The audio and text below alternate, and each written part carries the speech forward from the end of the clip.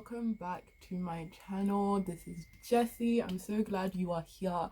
Today we are talking about something very important. We are going to be talking about mental health, and I'm going to be giving you some tips that you can start and implement into your life right now that will benefit your mental health in the long run. Really good habits. First of all, before we start, I want to put out there that I am not a healthcare professional. I don't really have like professional training in it. This is just stuff I found that have helped for me. If you are really struggling with your mental health, I will always advise you to go and reach out to a healthcare professional or to a family member or to a friend, somebody that you can trust, whether it's a teacher that can really help you and push you towards the right direction, because mental health is not a joke. I don't want any of you beautiful people watching this video to be suffering, and if you are suffering right now, please reach out and get help. If you don't have anybody around you, feel free to DM me. I will always try my best to reply and help put you into contact with somebody that can truly help you. So please do that. Anyway, without further ado, I have 4 great tips for you guys today, so let's get on to the first tip is mindful exercise. So by mindful exercise, I'm talking about exercises like Pilates and yoga and walking, exercises where you have to really slow down.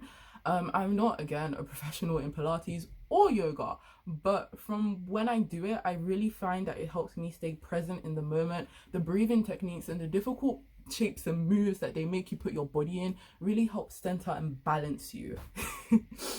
I know I'm using a lot of flowy phrases, but it does really help calm you if you've had a stressful day at school or work, or you've had a fight with somebody. Honestly, doing Pilates or yoga and just really breathing through and having some nice calming music in the background. To be honest, sometimes I will literally blast Blackpink while I do Pilates, but it calms me anyway. It's just really being present in the moment while you are doing the exercise. It's so good for your body, your mind, and your soul. It's really a complete exercise, and I definitely think it's something you guys should try. There are great YouTubers out there. You know, I personally have been really into Move with Nicole. She has really nice, calming, long Pilates videos, but there are a bunch of other Pilates YouTubers out there with short ones for beginners, really difficult ones for you guys who are really experienced. So there is something out there for everybody, so try it.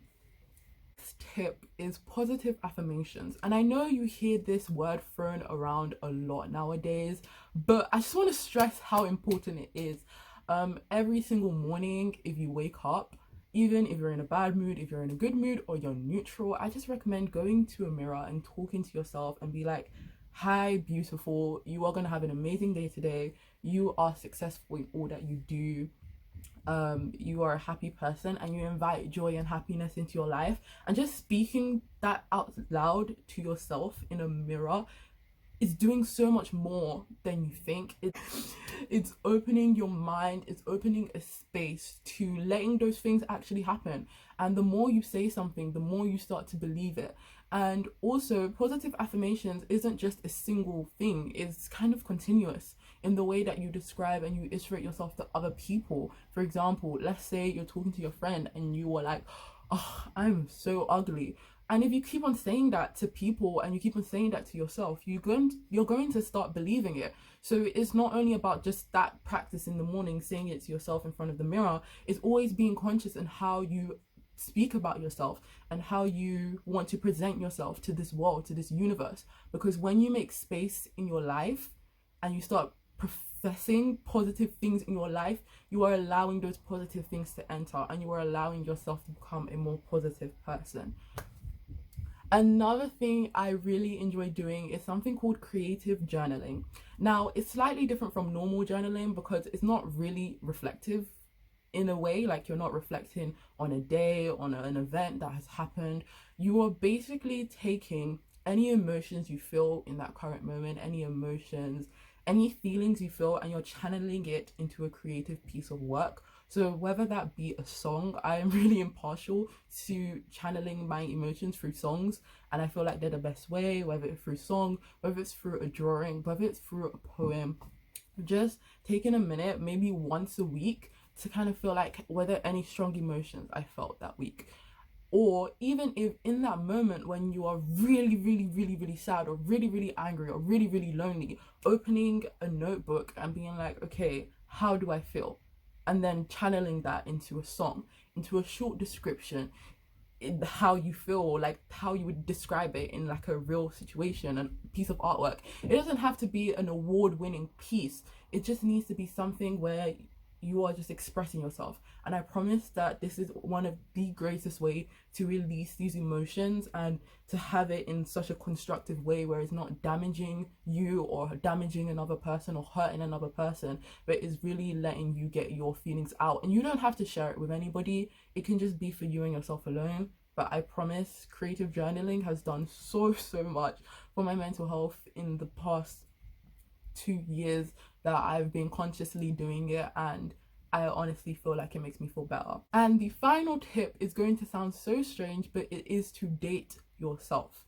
And I often find that I get really lonely a lot, and I think that was what sometimes contributes to my mental health spiraling, me being lonely or me feeling like there's nobody there for me. So one of the things I've started doing is dating myself. So I took the love language quiz and I found out what my love languages were, and basically I started dating myself based off of my love languages. So my number one love language is quality time. So I thought, okay, I need to spend quality time with myself doing what I love. So like once a week or once every 2 weeks, I will buy myself pizza, McDonald's, whatever I want to eat. I will put on an anime that I'm watching downstairs on the big TV, blasting, and eat it. And then I would pause and I will talk to myself. I'd be like, Jesi, what do you think of this scene? Oh my god, that was so cool. You know, making time and space to feel comfortable with just being with yourself, and just learning how to love yourself will really help you learn how to love other people as well, and to be a better friend, a better family member, daughter, sister, brother, cousin, like boyfriend, girlfriend. You know, learning to love yourself. And you know, when you learn to love yourself, you also learn how to deal with yourself in situations of self-doubt, when you are depreciating yourself, because you've learned to love yourself. You know how to pick yourself up again. And I know it sounds really abstract, but I promise you, take the love languages quiz, and then based on whatever you get, do that to love yourself. If you get gifts, once a month, put some money aside and buy yourself what you really want, anything that you really want, without feeling guilt in it.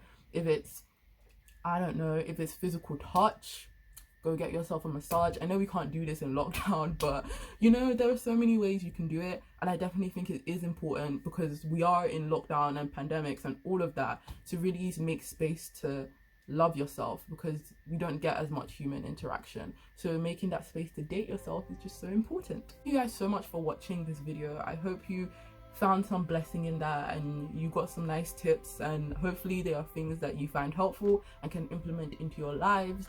I will have links to advice pages on mental health and some of the things that I've mentioned in today's video in the description box below. I love you guys so much. Lots of love, Jesi.